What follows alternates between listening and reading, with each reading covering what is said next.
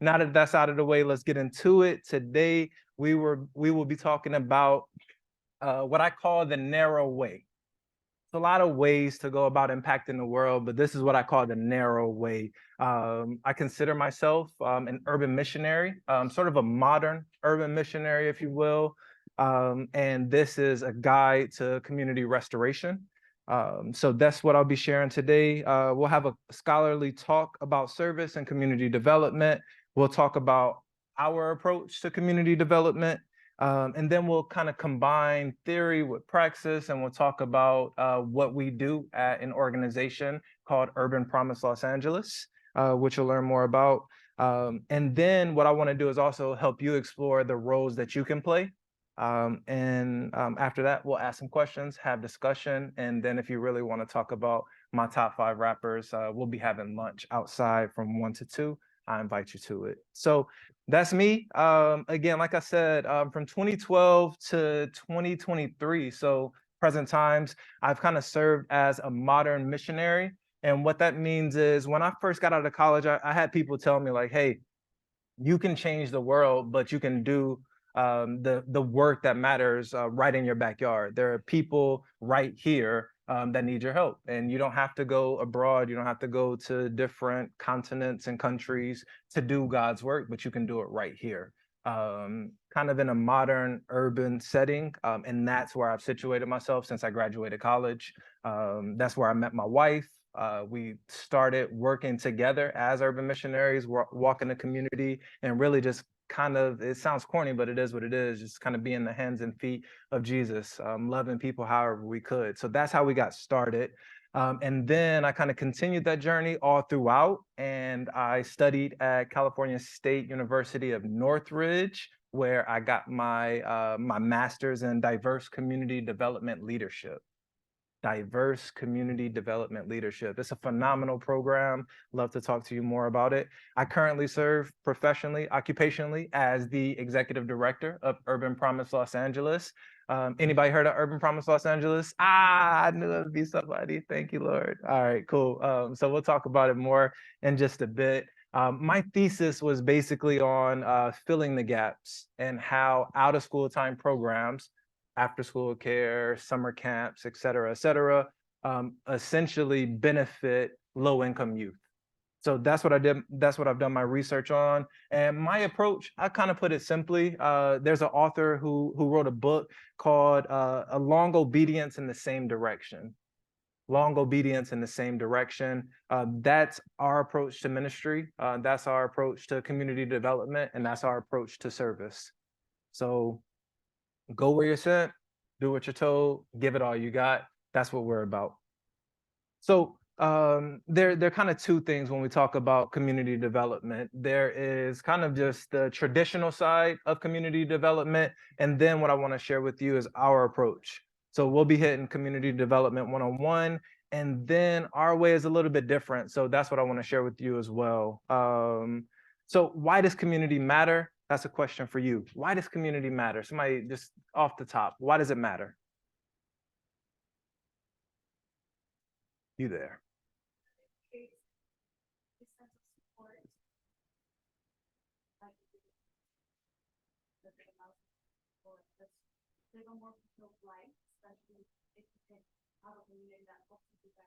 I love that. I love that.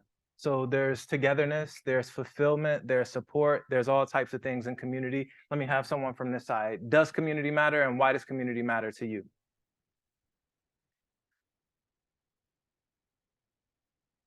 Noor, let's get it.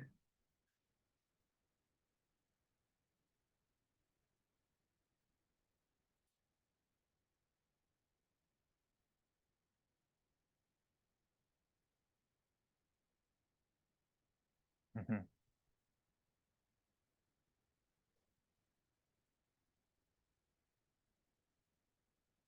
I love that. I love that. You guys should be up here teaching. That's it. Community should be uplifting people. We have a saying at our organization, and we say, together we rise. That's kind of our call and response. I say together, you say we rise. Let's practice it. Together. Yeah. So we rise by lifting each other up. And I think that is why community is so important. There are a couple of different ways to define community. So I wanted to hit hit on that because we're not always on the same page when we talk about that. But I just want to keep it real. Not a lot of people sign up to do community development work. There's not a long line of people who are like, man, I really want to go to the community and make it better. There's not a lot of people who sign up to do grassroots work. There's not a lot of people who sign up to do nonprofit work. I don't have a long line of applicants saying like, how can I work at this organization? So it's kind of rare, but it's essential. Let's see. And there are even less people signing up to do community development with a faith lens.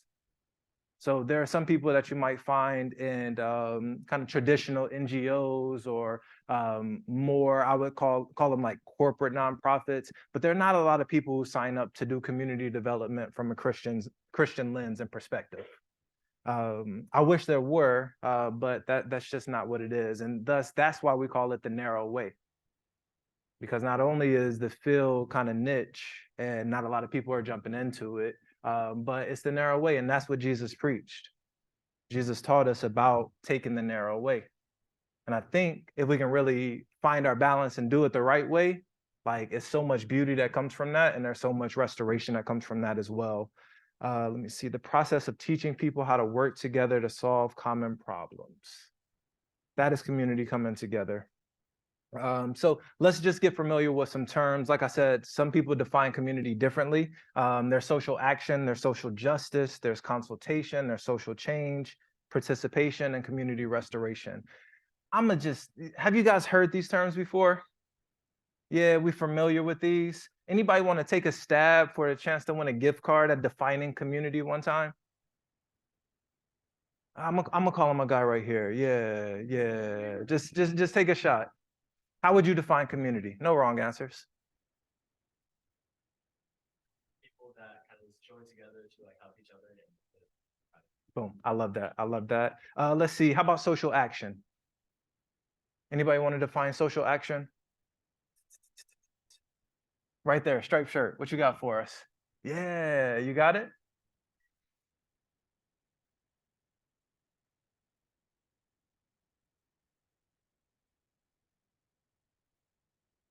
I like that. Let's go. Now, how does that differ from social justice? Somebody work with me. Social justice. Right here in the front. Yeah, social justice. How would you, if someone was like, hi, what's social justice? What would you say?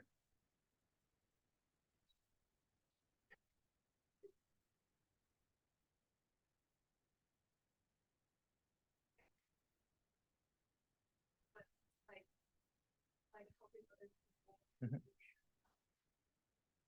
Like you're actively participating. Come on, you got this. I knew you had it in you. All right, I'll take you out of your misery. I'll just give you some definitions. All right. So, community, a group of people who share a common interest, passion, geographic location, or culture. So I like this definition because I think it expands it a little bit. So it's not just community in terms of people or place, but it's also interest. So there are community of interest. So that would be a group of people who have common hobbies or interests. So you might think of like the surf community. Now they're not bound by location, but they're kind of connected to each other because of what they're interested in. So you can be a part of a surf community. There are digital communities as well, where people kind of come together. Like one example would be the Beehive. Anybody in a Beehive? Nah, y'all might be Swifties. Anybody a Swiftie in here? Yeah, there we go. So like you may not ever be in the same physical location as someone, but the interests are the same. And then you have community of place, which includes a group of residents who have a common interest related to the place that they're at. So I think I would share with you just like that expanded version and definition of community because I think it's important when we talk about it because it's not just place and it's not just interest. So I think just kind of fleshing that out is important. Consultation is key in this community development work. If you're going to enter into a community, if you're going to do effective work in your community, the consultation process is essential. And that, in short, is what I would say, asking better questions.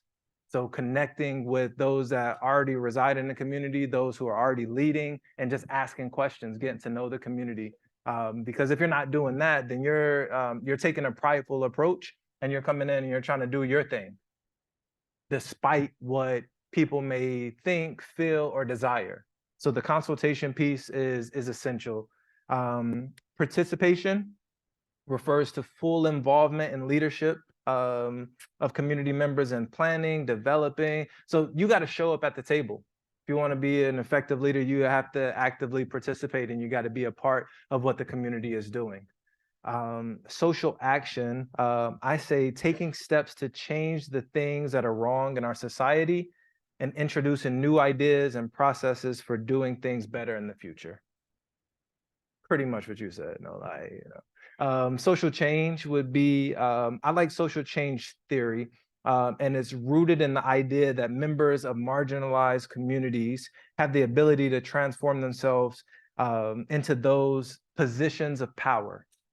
So that's kind of lifting themselves up and going into those positions of power.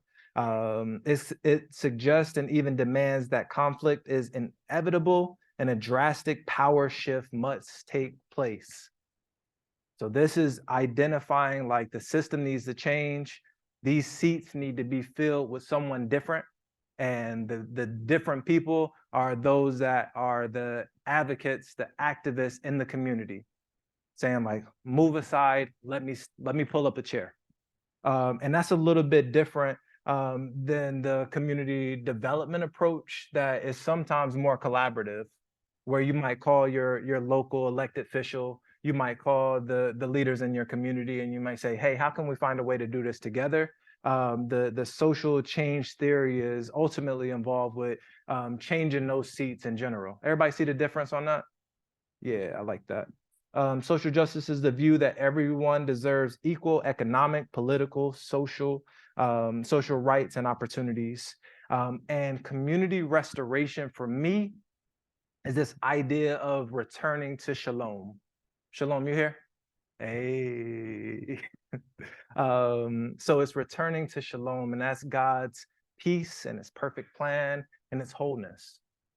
That's restoration. So you might think like, oh, like what's restoring community mean? Like, I think that's what it is, because God had a vision at the origins of the world and the universe for there to be wholeness and for there to be harmony. So when we're working towards community restoration, we should be striving to build communities that don't have brokenness, that where we see people being healed and we see lives being transformed because the peace of the Lord is present. We'll dive more into that in a bit. All right, so I follow this organization called the CCDA, and one of their leaders, John Perkins, has these 3 R's to community development. So if you're the type of person who likes things that come in threes and you like that alliteration, this slide is for you, my friends. So there's relocation, there's reconciliation, and there's redistribution. Bless you, bless you. So relocation means living out the gospel, or living out the gospel means sharing the joy, suffering, and pain of my neighbors.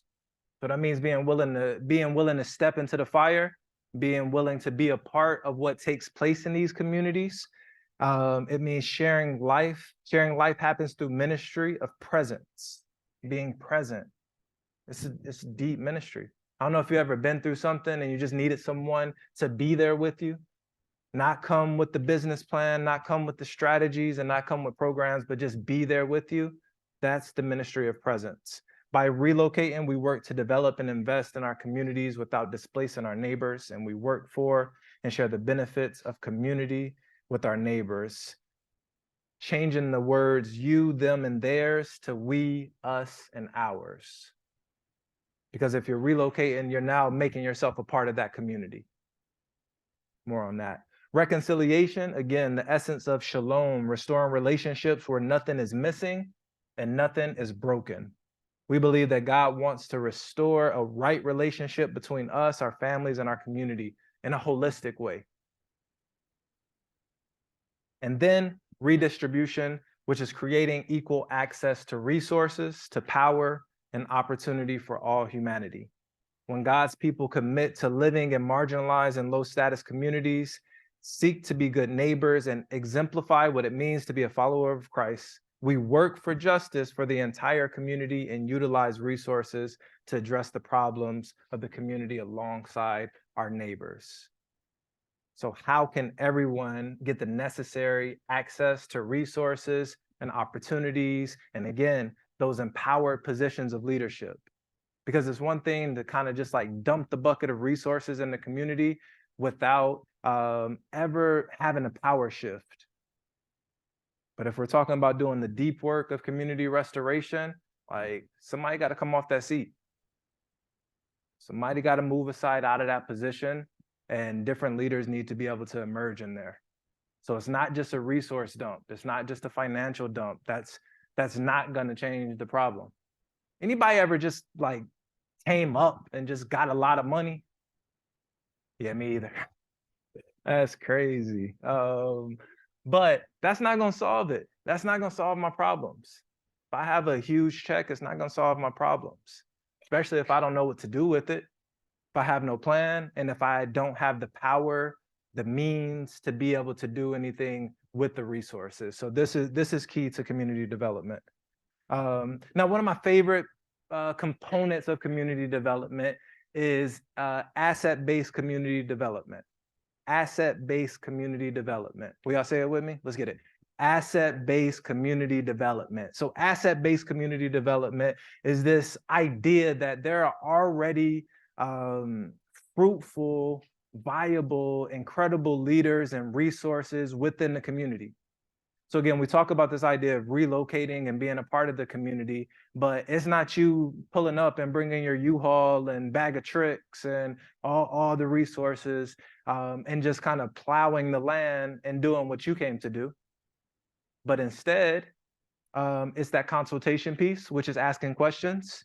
And then it's embracing the fact that long before you even had an idea to make a change, long before you even knew where this neighborhood was, there are leaders here that exist, that have been doing meaningful work, that have been engaged in the process, and that have been trying to bring a change and bring shalom to the community. So asset-based community development is essentially mobilizing these existing but often unrecognized assets, responding to the challenges and creating local social improvement and economic development. So 3 things that I need you to know about asset-based community development would be this. Each community has a unique set of skills and capacities that it can channel for community development. I don't know what your community of interest is. I don't even know if you're interested in doing community development work. I hope after this talk you will be. But you as community developers and leaders will have to explore those questions. Like, what resources are in my community and how can I work to mobilize them for a greater impact? It's not story time yet, but I got some stories for you. Every community, point number 2 is every community is filled with invisible motivation for action. I love that. Invisible motivation for action. It's kind of inherent. I love our community and we're rooted in Canoga Park. Anybody know where Canoga Park is? Yeah, let's get it. All right. So right over the canyon, our community is filled with like this motivation for action. I love when our parents show up and just kind of do things that were never asked of them, but they just want to be a part of what's going on. They want to add and contribute because they have assets and they have resources that can be used to further the community development that we're already doing. So each community is filled with this invisible motivation that must be identified. But, tell you a secret, you gotta listen for it. You gotta have a curiosity and you gotta ask questions, because that's gonna put you on. That's gonna let you know what that motivation is. Like what really moves people, what moves that needle. You gotta listen for it and then you'll get it. Everyone in the community has something to offer. There is no one who is not needed. Everyone in the community has something to offer. There's no one who is not needed. Gifts must be discovered. So when we talk about this community development work and we take an asset-based approach to community development, it's acknowledging this truth right here. that everyone has something to offer, and everyone has a gift that's really essential to solving this puzzle, cracking this case. I want you guys to remember that because we're going to talk about it towards the end of it. Everyone in the community has something to offer. If I were you, and I'm a freshman at Pepperdine, everybody a freshman? Well, if I'm a student at Pepperdine, I'm asking myself, what do I have to offer? And I'm asking myself that regularly, daily, and that's why I'm here. Ah, man, y'all gonna get me preaching, but that's why I'm here. I'm here to learn myself, and I'm here to know what I have to offer the world. My professor told me some advice that I'll never forget, and I hope you never forget this either. He said, by the time you graduate, you should know two things. Y'all ready for him? All right, let me tell you. You should know what you believe and why you believe it. What you believe and why you believe it. Just imagine like being equipped with that. Like I'm firm in my beliefs. I know what I believe and I know why I believe it. Like the world opens up to you in a way that you couldn't imagine. But all of that is a process of self-exploration. So you guys should be exploring, like, what do I believe? What does matter to me? What do I have to offer right now? What will I be able to offer in the future? Those are the questions I'm asking myself as a Pepperdine student. No matter what field you're interested in, that's what I'm asking myself. Ask myself, what do I have to offer? How can I make a change? How can I make a difference? I got the mobile mic, so I'm moving. Got to ask myself those things. And I just remember like feeling like this burning passion to do something in my community. Not knowing exactly what I could do, not knowing exactly how I could do it, but again, doing that self-exploration and saying, all right, like how can I make the lives of people around me better? The basic question. And like I said, my wife and I started as urban missionaries. We didn't have a clue what we were doing. Fresh out of college, we didn't have the resources. Everybody would tell you, oh man, when I get it, I'm gonna give back. Everybody, right? Hey, when I won't forget you. Like, man, when I start making this, I'm gonna start giving to this organization. When I get there, I'm gonna do it now. Do it now. It don't matter what you have or what you think you don't have. Again, asset base. What assets do you have that you can leverage and that you can use? Man, my wife ain't had nothing but time. Nothing but time. So what we do, like we showed up for kids. We spent all day tutoring at a local elementary school, a Title I school that was underfunded and understaffed. We just showed up every day. How can we help? Hey, the student needs help with math. All right, let's get it. I'm a math tutor today. How can we help? Hey, the student's having behavioral problems. All right, I'm a mentor today. How can we help? Just asking those questions. And we showed up every day for a year. Walk to the school, walk back home. Rain, sleet, snow. Back in my day, no, I won't do that. But that's how we showed up. But we asked ourselves, what could we do and how can we make this happen? So I just want to share how that has morphed essentially into an organization, which is pretty dope when I say that. Because again, we just started as recent college grads and former college students who just wanted to make a difference. So we did this internship. We started volunteering in our community. We started playing kickball in the vacant lot across from us. We started playing basketball. We started inviting kids over. Hey, we'll give you a bag of hot Cheetos, but you gotta let me help you with your homework. I said, win-win. It's a no-brainer. And that's how we started. And now it's morphed into a professional nonprofit organization. Whole 501c3 with a donor base and staff and students and families and an Instagram at Urban Promise Los Angeles, if you wonder. So this is what I wanted to talk about. I wanted to talk about community restoration. What are we restoring? Because our approach is community restoration. That's what we're trying to do.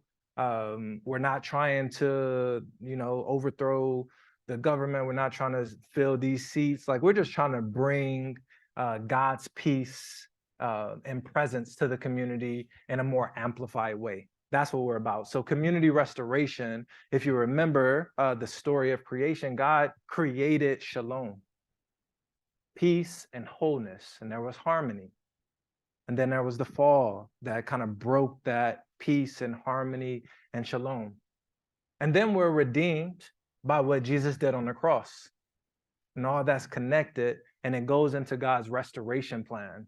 To what? To restore that initial peace, where a multitude of people from every tribe, tongue, language, all come together and they worship and they praise together and they do life together. And there is no sorrow, there is no pain.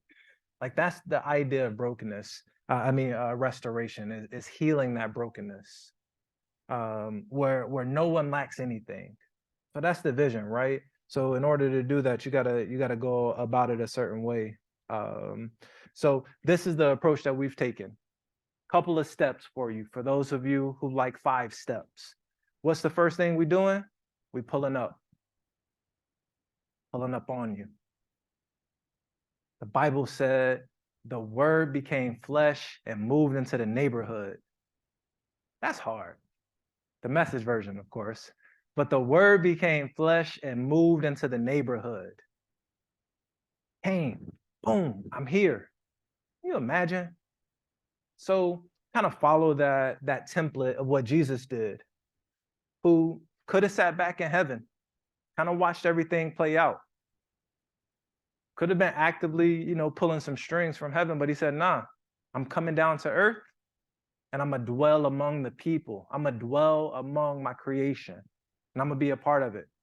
And I'm gonna experience, just like I talked about in community development, all the hurt. I'm gonna experience all the realness that takes place here. That's what Jesus did. So we follow that model of ministry in our quest for restoration. So A, move into the neighborhood. B, come to serve, show up authentically, provide holistically, and equip others. That's the recipe. That's the recipe. That's the approach that we've taken for over a decade.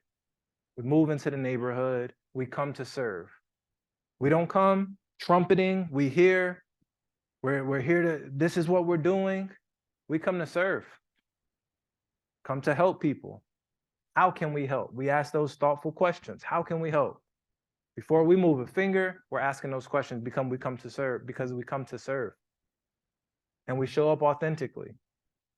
That means we are ourselves. We're not trying to be someone else. We're not trying to be Jesus. We're trying to be Jesus, but we're not acting like I am Jesus. We're willing to show like we don't have it all figured out. And that's commonality, that's sharing things with people.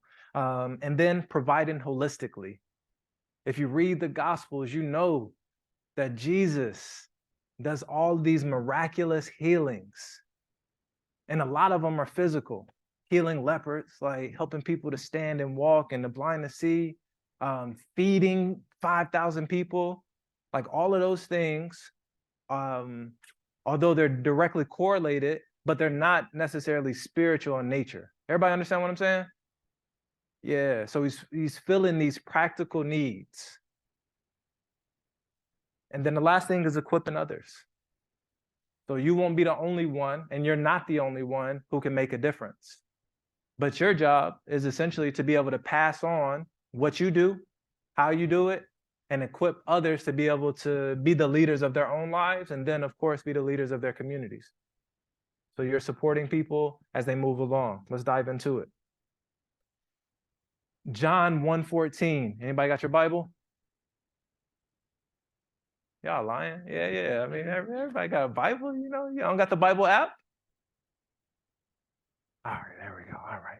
John 1:14, the word became flesh and blood and moved into the neighborhood. So this is this idea of incarnational ministry. Coming right there. The Son of Man left the majesty of heaven to dwell among us. He lived with us. He ate like us. He played like us. Incarnational ministry takes place whenever we embed ourselves in whatever place we find ourselves. ministering to those right in front of us, beside us, and behind us. But there's a key point, because I think when I first got into this, people would be like, oh, like, you'll be the only Jesus people see. That's not true. It's not true. And you're not Jesus.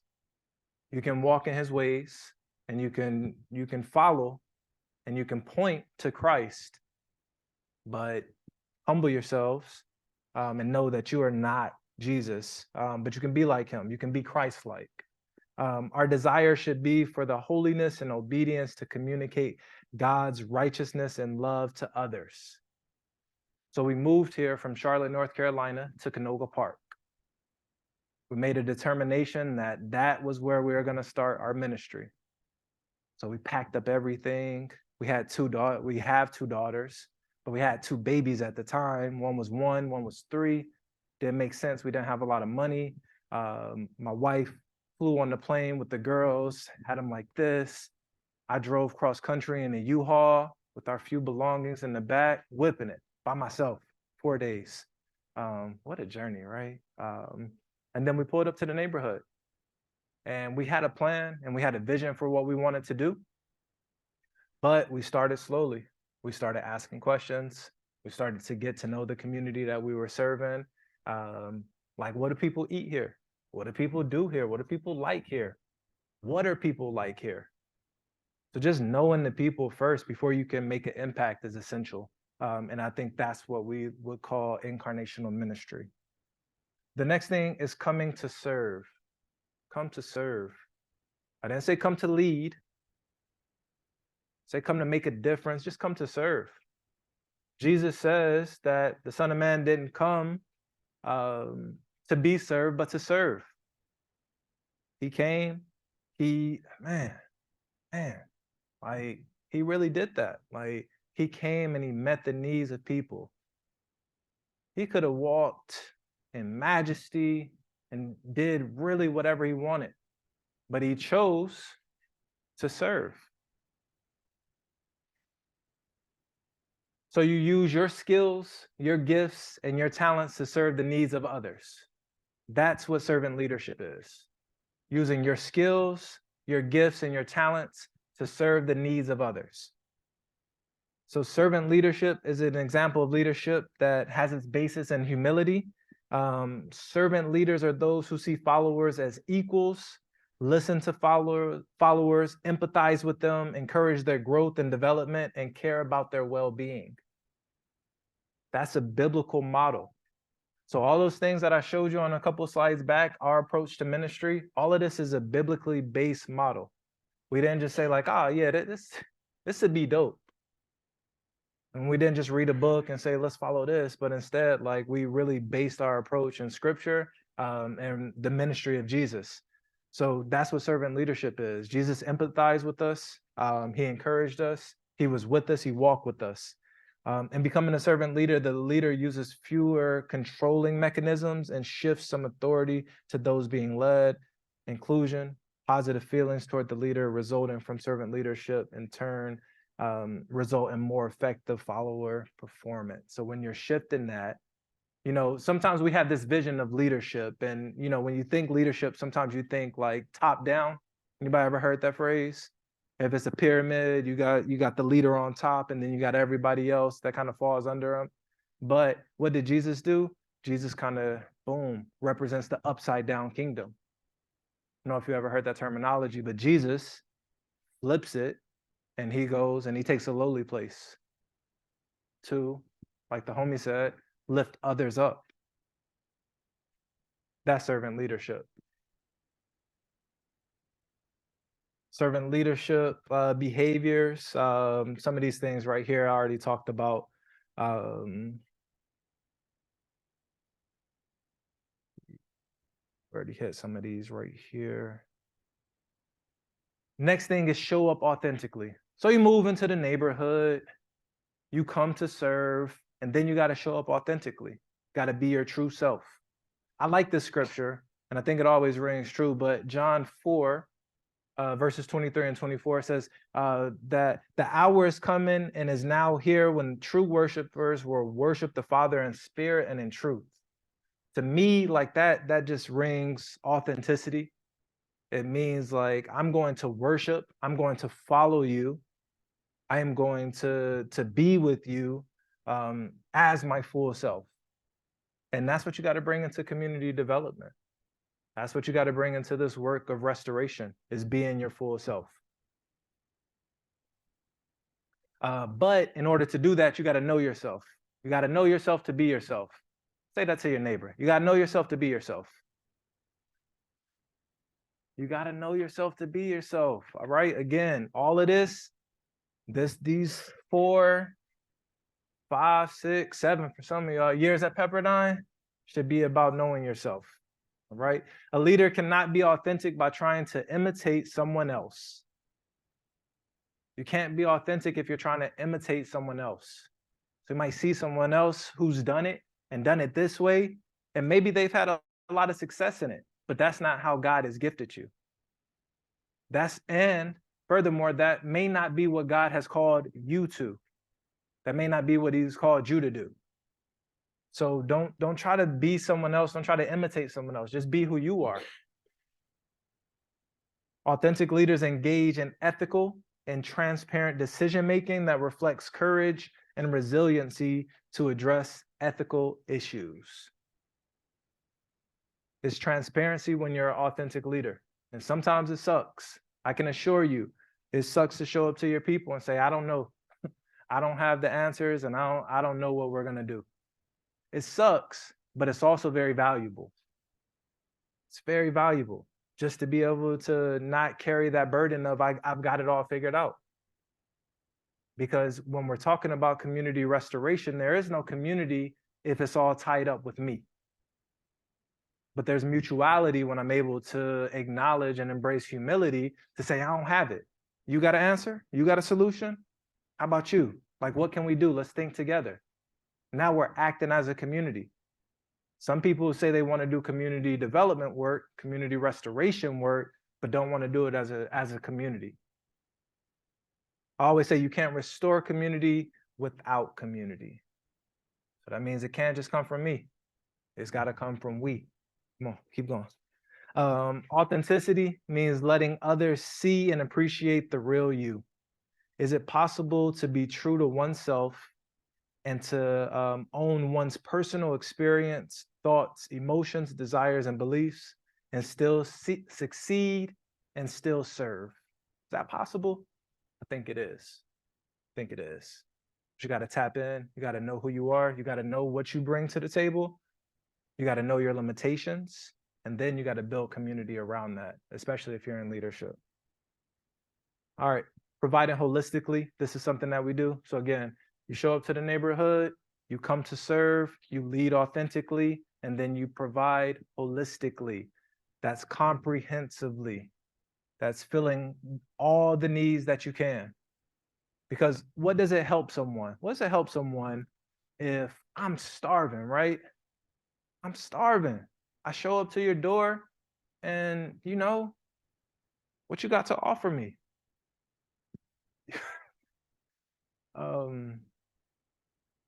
It doesn't help when you don't fill practical needs. And sometimes people can't see the truth until their basic needs are met. You guys know this, y'all college students. Sometimes people won't be able to receive unless those basic needs are met. And sometimes that's the ministry right there. It's just filling those basic needs. It may be food, it may be shelter, it may be safety, it may be education, it may be jobs. Like you preaching to me, but I need to eat tonight. Or you want me to go to this training, but I need this. So it's finding a way to provide holistically.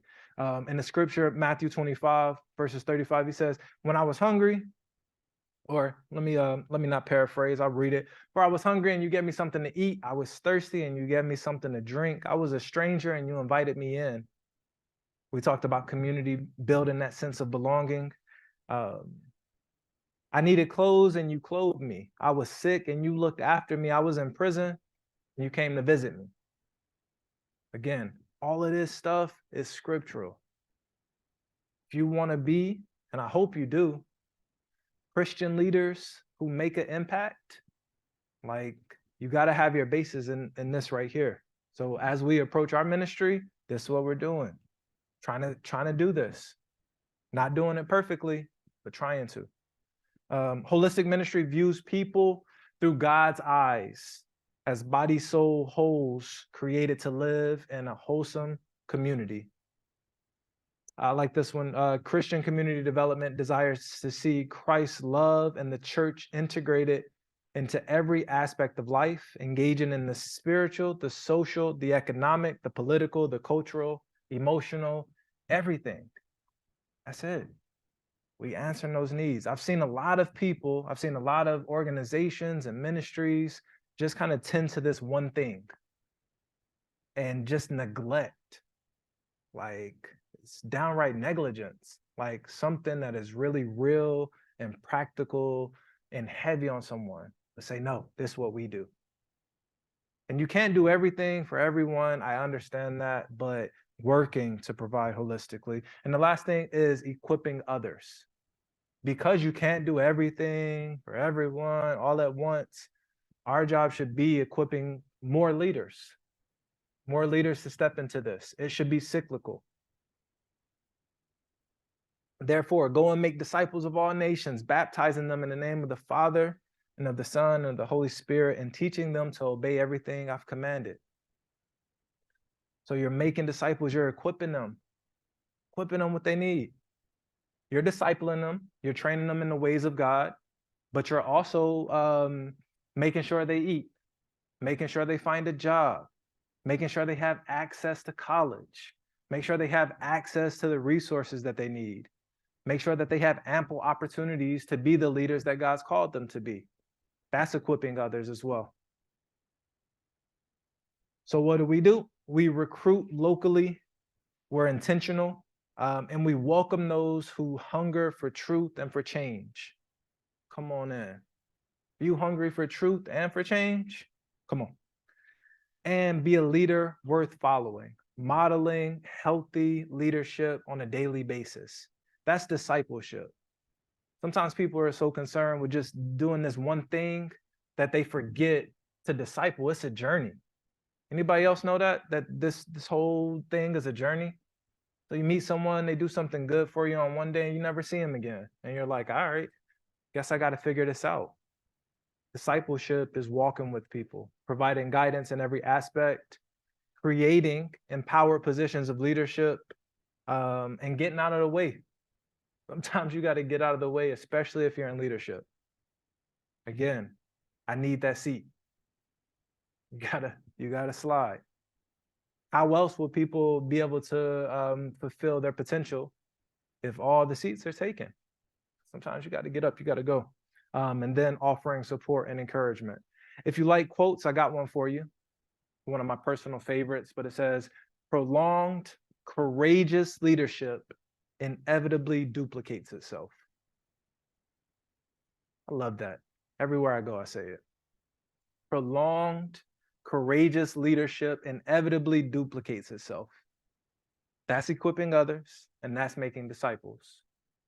Because you showed up daily. You were faithful with the few things that you had. Like, more people are inspired by that, and they're called into action. It's a beautiful thing.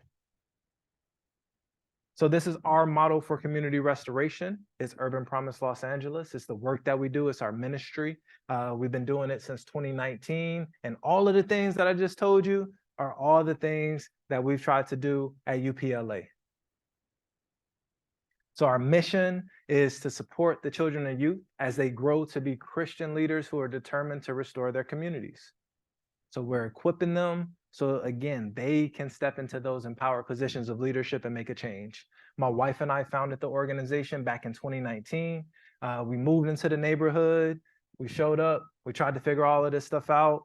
We had some incredible people come alongside of us. And our ultimate vision is 3 simple things: reach a child, raise a leader, and restore community. Reach a child, raise a leader, restore community.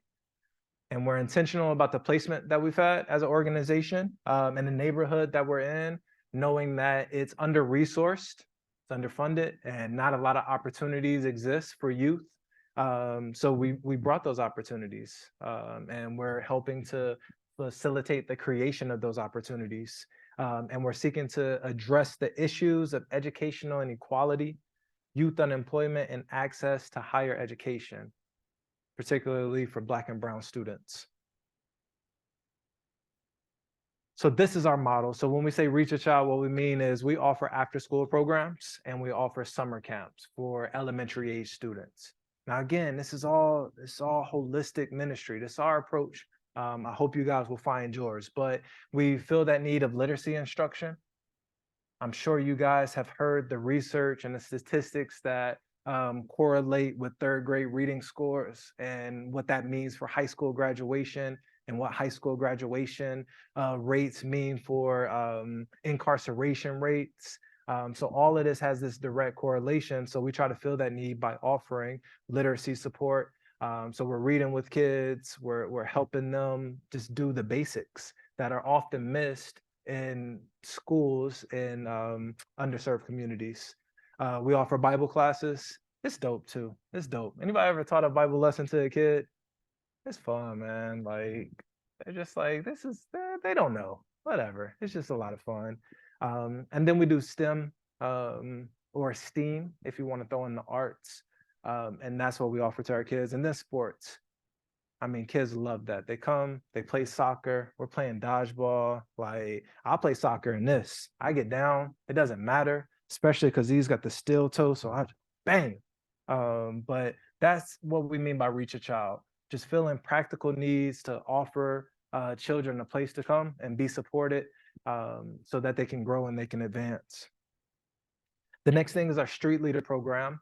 It's kind of our bread and butter of what we do at our organization, and it is based and focused on high school students. So we got high school students getting this type of support that you see on the screen. Year-round employment, they get paid for being leaders. Anybody do something like that in high school? I'm just curious. Nah, yeah, you did. Yeah, you look like you did. You look like a leader. All right, I like that.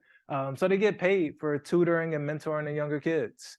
When you're a kid, man, nobody's cooler than like a high school student. Well, except college students, but y'all don't come around. Nobody's cooler than high school students. Like they're like rock stars to these kids and high schoolers who are from the neighborhood. So again, we're right here. We're recruiting locally. We're not pulling from different neighborhoods and being like, please, please help our community. Because we know what? Asset-based community development. We know that there are assets in the community already. And those assets are these young people, these teenagers who know the ins and outs of the neighborhood, who know what it's like being a kid, and who can fill these needs. So we bring them in to lead younger kids. They get college guidance, they get leadership development, counseling, community mentors. They do a Bible study. It's holistic support. It's filling all of those different needs.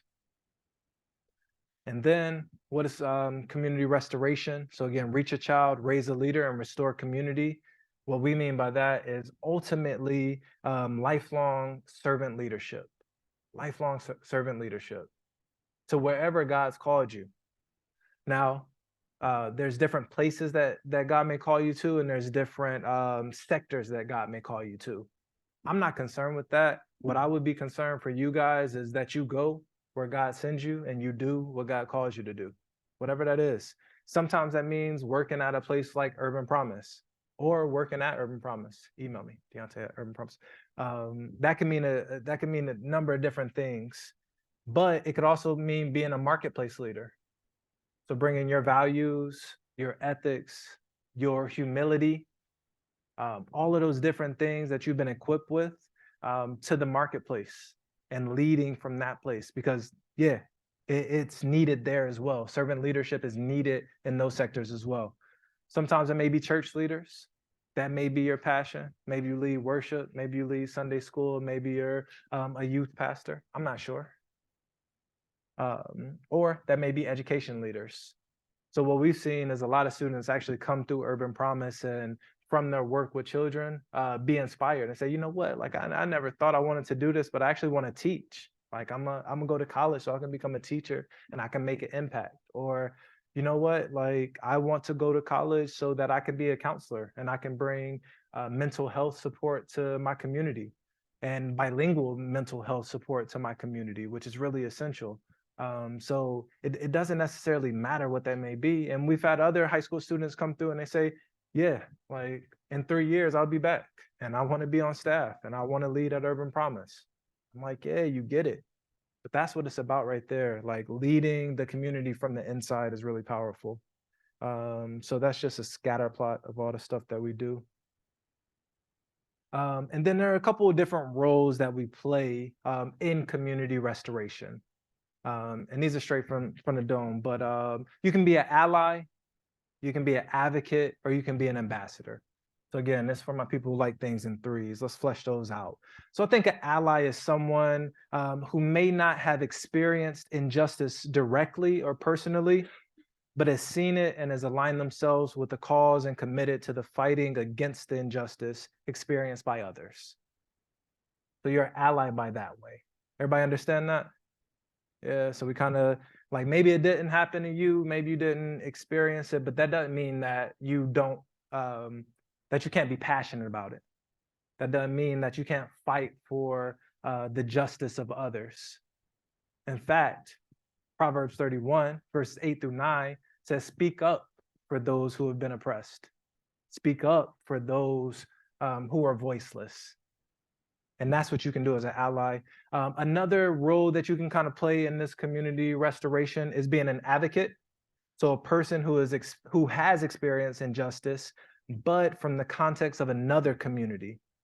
And again, community can be interest and passions, or community can be geographic. So you've experienced injustice, but from the context of another community, and you've aligned yourself with the cause of being of the shared struggle and the fight against injustice everywhere. Martin Luther King, the doctor, the reverend, the true GOAT, top 5, said that injustice anywhere is a threat to justice everywhere. And that's kind of the embodiment of this advocate. So being able to see injustice somewhere else knows that it's only a matter of time before it happens here as well, and you're fighting against that. And then lastly, you can be an ambassador, a person who has experienced injustice within the context of the community in which they're currently serving, leading, or fighting. So maybe you know it personally, you know it directly.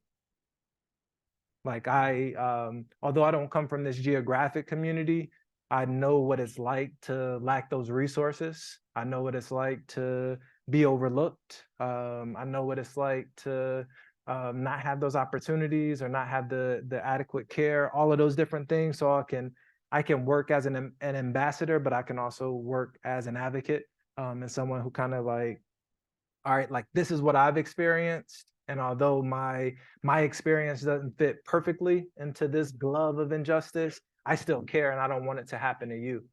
Everybody understand what I'm saying? So these are 3 roles, and I offer these because I want you guys to know, like, what role can I play?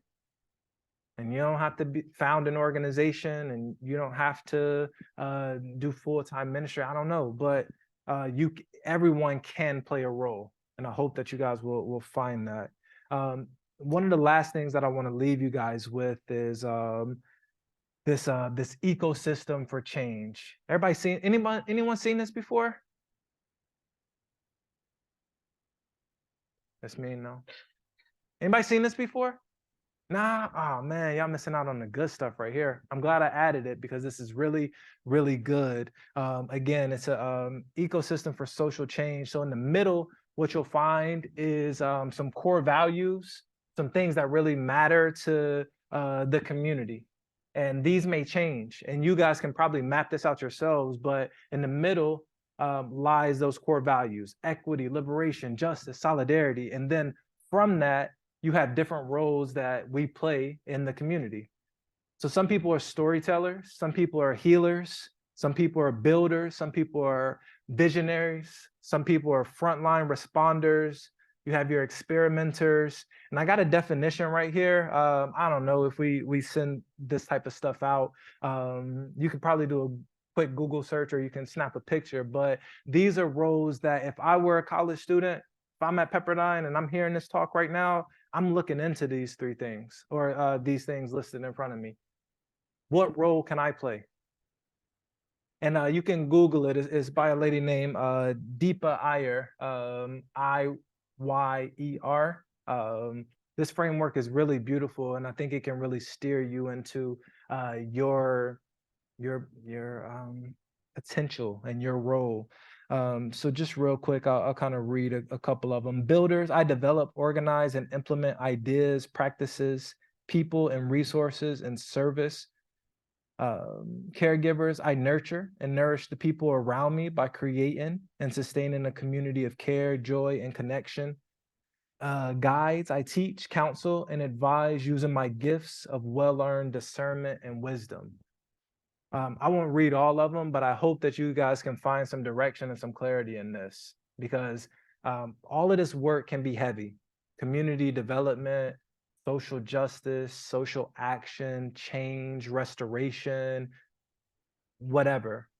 All of this can be heavy.